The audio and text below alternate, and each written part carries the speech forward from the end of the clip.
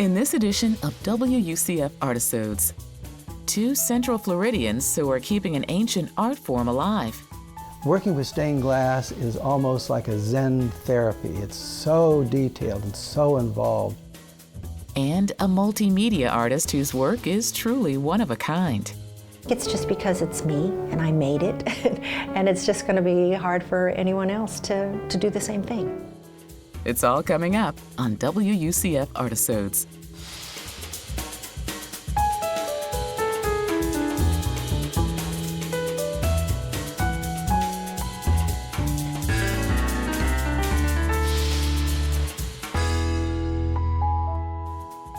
What started as a hobby 4 decades ago for Melbourne's Jerry Preston and John Emery has turned into both a career and a lifelong passion.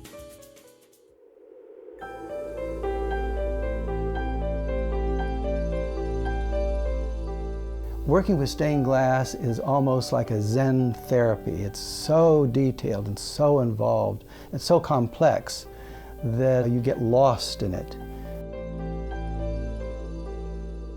The way I got started in stained glass is my partner, Jerry Preston, actually taught himself how to work with glass to begin with, and I watched him and got into it as a hobby. And so there was no one in East Central Florida at the time working in stained glass, and we decided to go into business in 1976 and founded Preston Studios. My initial experience with stained glass was with the Ronco bottle cutter from Eckerd's. So it's cutting these bottles and making them into little candle holders. And that's how it's all started. After the crash of 2008-9, the arts were impacted all over the country. And this also impacted the stained glass industry dramatically. But there are those of us who are still dedicated and are continuing the tradition. People don't realize that there are people still doing this glass work, and that we're still very much continuing to hand cut glass and foil it and solder it in the traditional manner. This right here is some of the hundreds and hundreds and hundreds of patterns that we laid out to create this piece. Each commission that we undertake at Preston Studios is a one-off, start all over again from scratch process. And so every project, whether it's a residential project or a more public installation, is a very unique, one-of-a-kind project. This particular project is for Cornerstone Hospice at the Orlando Regional Medical Center. This is going to be for their reflection room there. So it's a very highly detailed work. Each piece of glass is cut to a pattern and then wrapped around the edge with copper foil. This is the copper foil technique. The foil comes as a self-adhesive tape, and then we wrap it around the edge. This is necessary because you have to have metal to metal to adhere the piece together. So over this, we'll be using solder. The client specifically wanted several features in it. They wanted a forest, they wanted an owl. At one point I had a very large owl, and they said, no, they want the owl to be small, so you have to find it. And they wanted butterflies, and they wanted symbols of rebirth. So these are challenges that we're working on to make sure that this piece reflects the desires of the facility and also is another sense of beauty and wonder in life as we see it today. Over 80% of our work is residential, and much of it involves residential entrances. Entrances present a unique opportunity in terms of design because it's the interface between the exterior and interior of the home. So you try to reflect the architecture of where it's going, as well as some kind of little bit of theme from the inside of the house that reflects what the house is about. My favorite thing has always been the lamps. I have a special relationship with the lamps. In fact, this lamp here I worked on for, I guess, almost a year after hours and on weekends.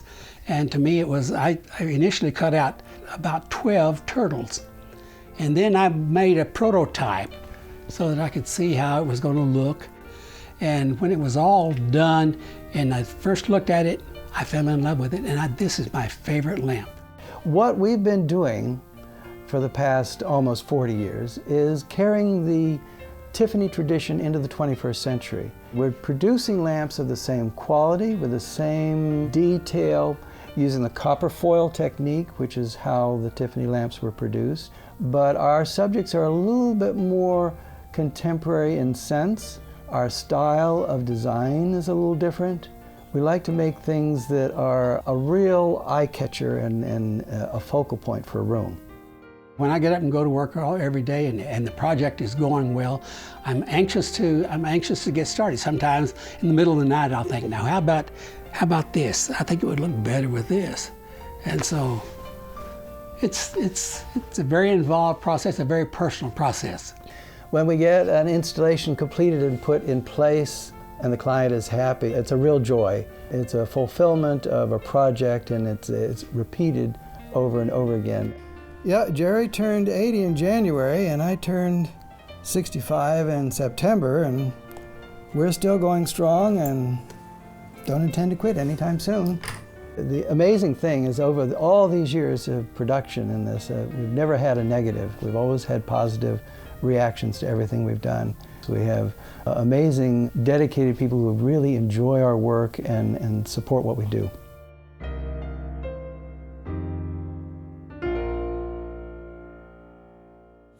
As part of WUCF's American Graduate Initiative, Artisodes proudly honors our Student Artist of the Week as we bring awareness to the dropout crisis and encourage Central Florida's children to succeed.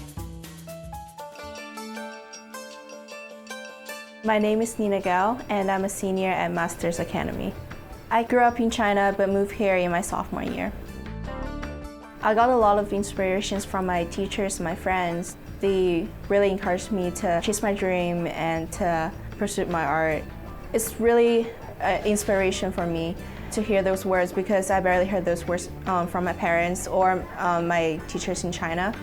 I'm not a normal type of art student because I really want to major in engineering. And I think it would be a really good combination. I've never had a student like Nina ever before. She's the kind of student that will take a work of art or take a lesson that I give to her, and she'll just take it to the next level and then the next level again. And she's always asking, what can I do to make this better? How can I push myself? How can I really just make this like the next best thing in each of her works of art? She's a joy to teach, like she's a teacher's dream. I think it's really important to put like my personal feelings and stories into my artwork and to make the art alive. Doing art is probably my favorite personal interest, probably I would say like my lifetime interest, because when I'm tired or whenever I feel discouraged, I will always find myself again in doing art. She actually has a desire to do a double major with engineering and fine art, and I think that kind of comes through in her works of art, because there's such a detailed, almost mathematical precision to everything that she does. It's so beautifully paired with her artistic aesthetic that it just makes for a really beautiful work of art to look at when she's done with them. Art is my passion, and art is always going to be a part of me because this is part of who I really am. Artisodes congratulates Nina Gao of Masters Academy, our Student Artist of the Week. For centuries, stained glass helped explain theology to the masses. A St. Louis studio is bringing the medium into the 21st century by using it to explore the layers of theology.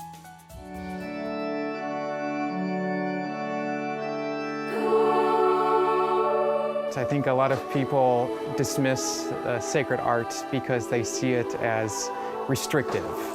There are too many boundaries and rules that we have to follow.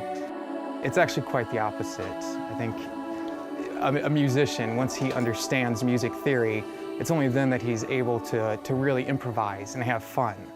It's the same as with stained glass sacred art, is that once you understand your theology, then you can have fun, then you can avoid repeating the same images over and over. You know, stained glass isn't simply angels or saints.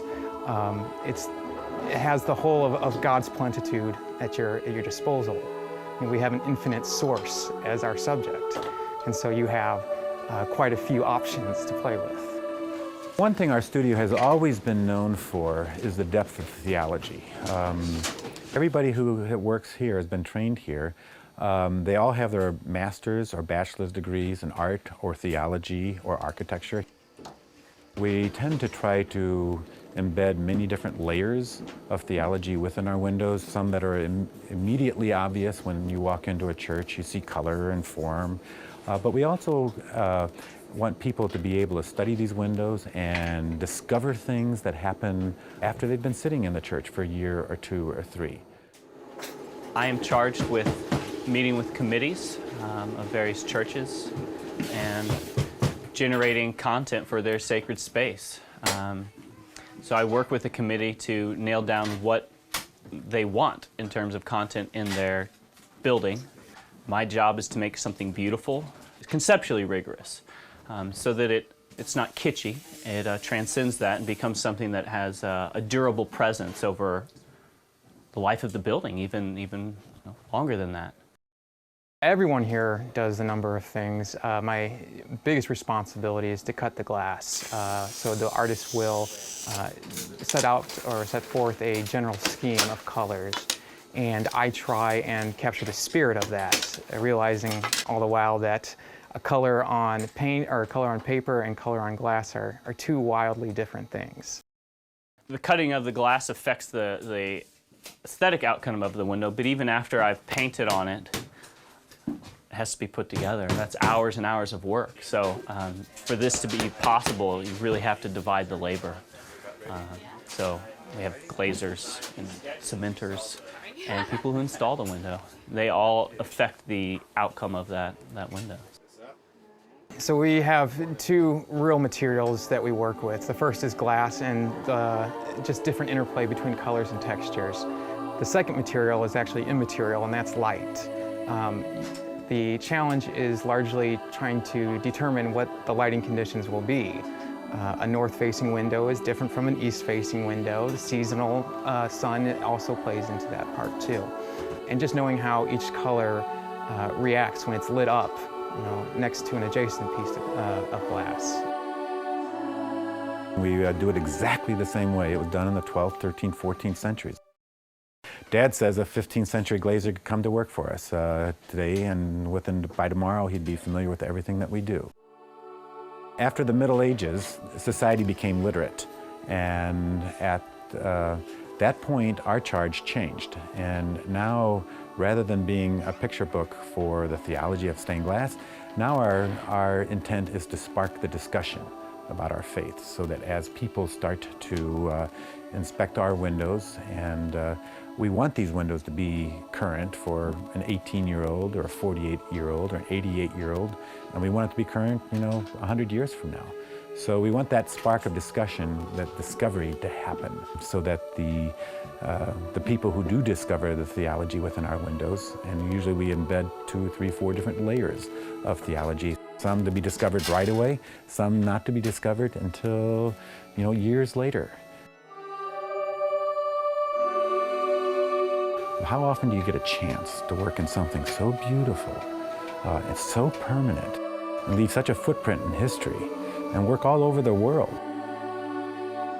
So it seems like each generation has to choose it on their own. For 5 generations now, it looks like it's in really good hands.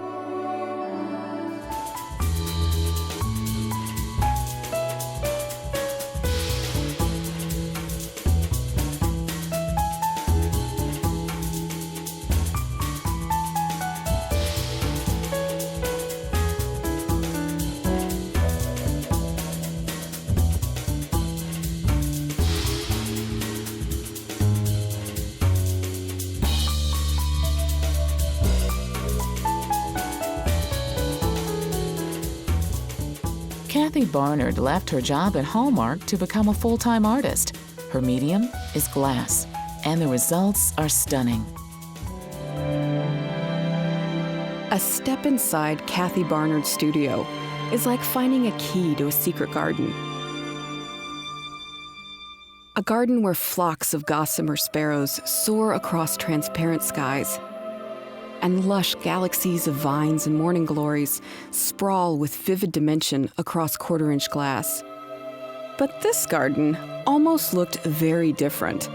While working at Hallmark, Kathy learned to sandblast and soon set her sights on creating custom signage. But that was until a trip to California altered her course forever. I went to LA and I went on a tour of the Queen Mary, the luxury ocean liner. And they had carved glass and it was edge lit and it was bas relief and I loved it. I'd always loved Steuben and Lalique glass, but I didn't know how to do it. But I thought, if I know how to carve in wood, I probably could figure out how to carve in glass. So I just started experimenting.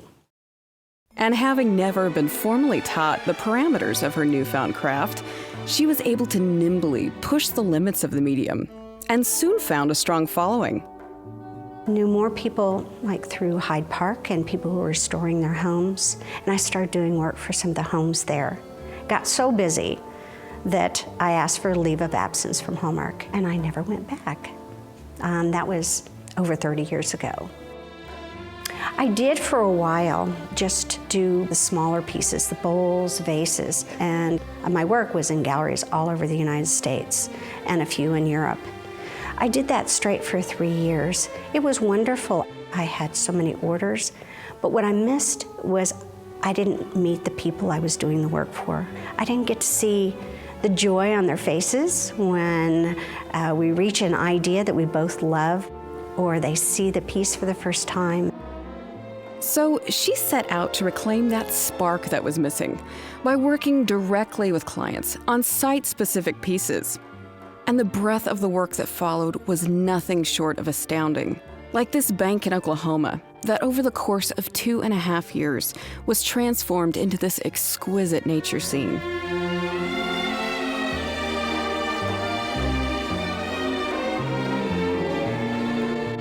Or like this sublime private chapel in Clinton, Missouri.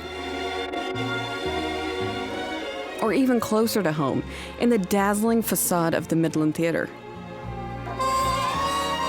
And every design, no matter how great or small, starts with Kathy's first love, drawing, and then progresses through several meticulous stages of rendering before it's ready to be sandblasted. If I'm going to do a three-dimensional object, then I have to think about the whole piece and all around it. So I've developed a way of doing that. I start to draw right on the piece. I might establish where my pathway of butterflies are going to fly.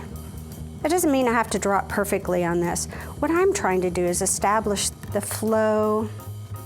I can then start to translate my design. Now I'll put another piece of tracing paper down and do very detailed drawings. The more detailed I can do my initial drawing, the more I know what to do when I get in to sandblast it. The piece is then carefully masked to protect the glass from unwanted abrasion. And finally, after hours of designing, transposing, and masking, the composition is painstakingly carved into the tape. Kathy then dons her safety gear and prepares to sandblast.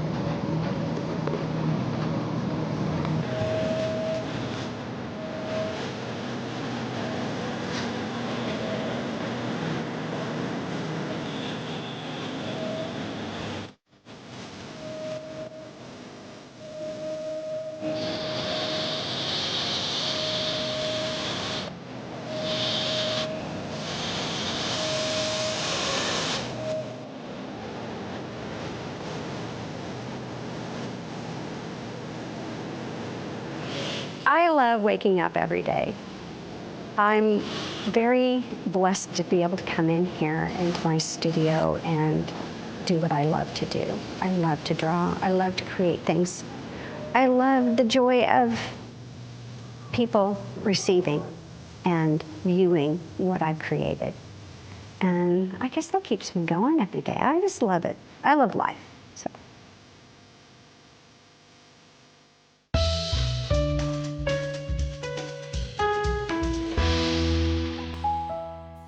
Artist Maureen Hood likes capturing a sense of the world around her She does so by using various materials from the world around her. I think it was probably when I was about 5 years old, I recall making the statement that I'm going to be an artist someday. And I'm the daughter of a carpenter and a seamstress. And so there was always wood lying around, pieces of wood. There were always pieces of cloth lying around. So it was a matter of, like any child would do, putting them together and building on them. So I took some painting lessons, some oil painting lessons, but they just didn't jive. So I thought, well, all right, I need to find something else to do. I tried some mixed media things, tried some sculpture, and I always thought, though, that you had to paint to be a good artist or to really be able to express yourself. It took me all the way until my undergraduate work at Davis to figure out that I really didn't have to paint anymore. So that was the beginning of putting together things in pieces and papers and paint and all kinds of different things, cloth for a while, and it kind of distilled itself down to the paper and paint process that I do now. Well, I first choose the subject. And most of the time it's photographically based, either on photographs that I've taken in my travels or just around town, or sometimes the photographs are vintage photographs that I found at garage sales. Some are vintage photographs of my own family, and some are cutouts from vintage magazines, nothing current. I prefer images that are a little bit older. I'm really into the natural beauty around us. It's amazing. And other artists, I never ever tire of looking at other artists' work, even if I hate it. It's just, there's something about that creative process that really inspires me. I like to create a mixed media form of art. If I had to describe it to a child, it would probably be that I'm just having fun with what I find and trying to make a picture out of pieces and fitting the puzzle pieces together. And so I build a huge stack of papers, and after that stack of papers, I just start putting them on the canvas and arranging them to whatever looks good at the time. And of course that changes day to day, so it makes it a little more difficult. I have an emotional response to every piece of paper that I put on, and that's something that's so deep inside that I don't even realize it's happening. And once they're all in one place, and I seem to be fairly satisfied with the way they look on the canvas or the paper, then it's gluing them down. It's an art history lesson on the canvas. I think my art is a little bit different than most collage makers. I think other artists could do maybe something similar, but I think it's really impossible for anyone to do the same art as another person. It's because it comes from such a deep place emotionally and intellectually, and no two people are alike. It's just because it's me and I made it, and it's just going to be hard for anyone else to do the same thing. It's wonderful to come up here in my studio and shut the door and turn on the music, just to let go. You know, you can't ask for more than having fun. That's all for this week on WUCF Artisodes. Thanks for watching.